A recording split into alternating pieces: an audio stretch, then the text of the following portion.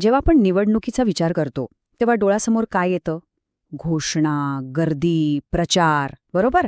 पण खरं सांगायचं तर निवडणूक ही त्या पलीकडे खूप काही आहे. ती आहे व्यवस्थापनाची एक कठोर परीक्षा, जिथे उमेदवाराचं भविष्य एका मतावर अवलंबून असतं. लोकप्रियता तर हवीच, नाही असं नाही. पण फक्त लोकप्रियतेवर निवडणूक जिंकता येते का? नाही. विजय मिळतो तो अचूक स्ट्रॅटेजी आणि एकदम पक्क्या संघटनेच्या जोरावर. आणि इथेच खऱ्या अर्थाने व्यवस्थापनाची कसोटी लागते. जरा विचार करा. महिनोन्महिने केलेली मेहनत, रात्रीचा दिवस केलेला, सगळं काही, अगदी सगळं काही पणाला लावलेलं असतं. आणि मग निकालाचा दिवस येतो आणि कळतं की आपण हरलोय. तेही किती मतांनी? फक्त एका मताने. विचार करा. ती एक छोटीशी चूक, ते एक मत, अख्खा निकाल बदलून टाकतं.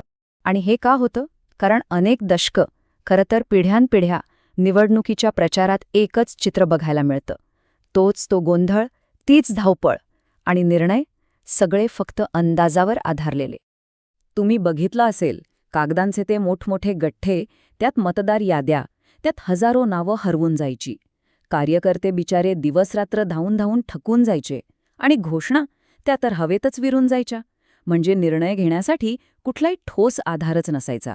सगळा मामला अंदाजे पंच. पण थांबा, आता ती वेळ बदललीय. आता काळ बदललाय. आता वेळ आलीय त्या गोंधळातून बाहेर पडून नियंत्रणाकडे जाण्याची, त्या अंदाजाच्या खेळाकडून अचूकतेकडे झेप घेण्याची. आणि हा फरक फक्त कामाच्या पद्धतीत नाहीये बरं का. हा फरक आहे गोंधळ आणि नियंत्रणामधला. एका बाजूला कागद, अंदाज, गोंधळ आणि दुसऱ्या बाजूला डेटा, अचूकता आणि संपूर्ण कंट्रोल. राजमुद्रा काय करते तर ती या अंदाजालाच संपवून टाकते आणि अचूकतेला जन्माला घालते. आणि म्हणूनच याला फक्त एक मोबाईल ॲप समजण्याची चूक करू नका. हे ॲप नाहीये. निवडणुकीच्या रणांगणासाठी तयार केलेलं हे एक शक्तिशाली वॉर रूम इंजिन आहे. आता विचार करा, तो कागदांचा पसारा, तो आता पूर्णपणे इतिहास जमा झालाय. प्रत्येक मतदाराची माहिती, नाव काय, कुटुंब कोणतं, पत्ता कुठे, सगळं काही आता फक्त एका टचवर तुमच्या हातात आहे. कोणताही गोंधळ नाही, कोणतीही चूक नाही. यामुळे होतं काय की आपला प्रत्येक कार्यकर्ता हा फक्त एक सैनिक राहत नाही. तो बनतो एक सेनापती, ज्याच्या हातात माहितीचं शस्त्र आहे आणि जो मैदानात स्वतःचे निर्णय घेऊ शकतो. बघा, मतदार यादी म्हणजे काय? तर नावांचा एक भला मोठा समुद्र. यातला प्रत्येक मतदार महत्वाचा आहे. पण या गर्दीत, या समुद्रात आपले कोण आहेत हे ओळखणं, हीच तर खरी स्ट्रॅटेजी आहे, नाही का? आणि राजमुद्राबरोबर येथेच खरा बदल घडवते. जेव्हा कार्यकर्ते घरोघरी प्रचाराला जातात, तेव्हा प्रत्येक भेटीतून एक गोष्ट स्पष्ट होत जाते. कोण आपल्यासोबत आहे आणि कोणापर्यंत आपल्याला अजून पोहोचायचं आहे. आणि हे काम इतकं सोपं आणि वेगवान आहे ना, की माहिती गोळा करण्याची जी पारंपरिक पद्धत होती, त्यापेक्षा ही पद्धत 10 पटीने फास्ट आहे. फक्त एक साधा स्पर्श, एक साधा स्वाईप आणि समर्थक कोण, विरोधक कोण याची अचूक नोंद होते. कितीतरी वेळ आणि श्रम वाचतात. पण मग हा सगळा डेटा गोळा करून करायचं काय? कारण डेटा म्हणजे फक्त आकडे नसतात. ती असते मतदारांपर्यंत पोहोचण्याची, त्यांच्याशी एक विश्वासाचं नातं जोडण्याची पहिली आणि सगळ्यात महत्त्वाची पायरी. जसं की या ॲपमधनं केलेला प्रत्येक फोन कॉल हा फक्त एक नंबर डायल करणं नाहीये. तो एक विश्वासाचा पूल बनतो. कारण जेव्हा आपण समोरच्याचं म्हणणं ऐकतो, ते नोंदवून ठेवतो, तेव्हा त्या मतदाराला वाटतं की अरे, माझं म्हणणं ऐकलं जातंय, त्याला किंमत दिली जातीये. आणि याचा जो भावनिक परिणाम होतो ना, तो खूप मोठा असतो.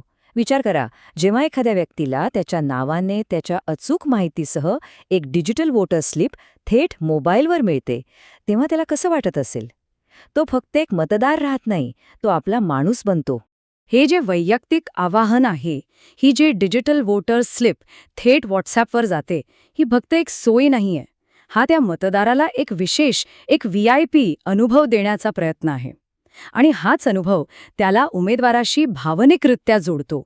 चला, आता आपण येऊया निवडणुकीच्या अंतिम आणि सगळ्यात महत्त्वाच्या टप्प्याकडे, जिथे आपण गोळा केलेला हा सगळा डेटा विजयाच्या एका अचूक समीकरणात बदलतो. हे जे तुम्ही पाहताय ना, हा आहे तुमच्या वॉर रूमचा कमांड सेंटर. इथे संपूर्ण मतदारसंघाचं चित्र एका क्षणात डोळ्यासमोर उभं राहतं.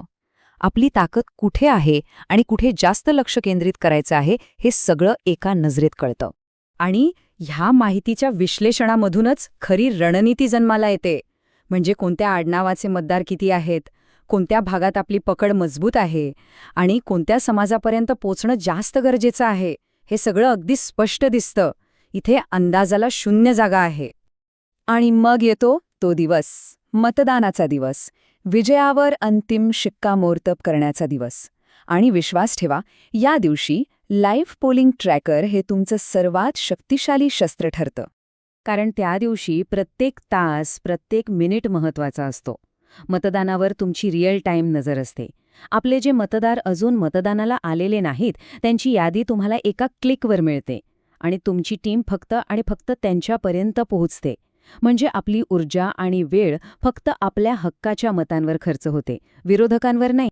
ह्या सगळ्यावरून एक गोष्ट तर अगदी स्पष्ट होते. निवडणूक जिंकणं हा नशिबाचा खेळ नाहीये, तो आहे नियंत्रणाचा खेळ. ज्याच्या हातात माहितीचं, व्यवस्थापनाचं आणि वेळेचं नियंत्रण असतो, विजय त्याचाच होतो. आणि राजमुद्रा इलेक्शन मॅनेजर हेच नियंत्रण तुमच्या हातात देतं. विजयासाठी लागणारी प्रत्येक रणनीती, प्रत्येक माहिती तुमच्या बोटांच्या टोकावर आणून ठेवतं. तर आता प्रश्न एकच आहे, पुढच्या निवडणुकीतला विजय नशिबाच्या भरोशावर सोडायचा की नियंत्रणाच्या आधारावर तो निश्चित करायचा? हा निर्णय आता तुमचा आहे.